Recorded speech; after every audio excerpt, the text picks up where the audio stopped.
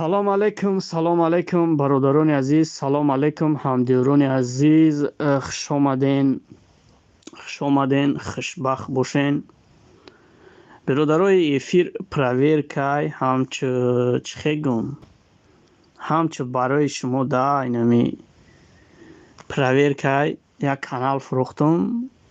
مثال چخیلای یاد دادم که اینجا شای تاریک نین، اینجا شا تاریک نین گفته. خلاصه برادران عزیزی ما آمدین بروتای مرا دیدین چختک این افیر پروستا پرویر که دوستانی ما خیلی نصیب باشه بکرشیم در آینده بود افیر خدمانه تشکیل خواهیم کرد. کسانی که در سامانه یوتیوب برادران سوم کار کردن میخواهند حتما مراجعت کنین. ما کانال های فروشی داریم و کسانی که کانال دارین کانالاتون چی پرابلمی که داره همجا را اسکرین شات روی کنین. من میگم که کانال شما چی در داره و چند سم دا سوز میشه و می کانال شما.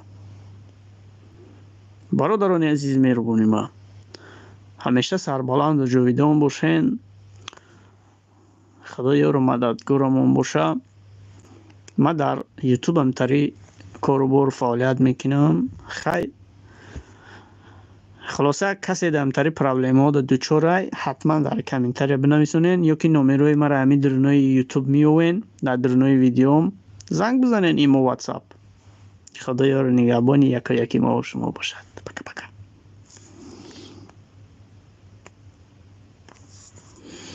چه شدی نمی مرا؟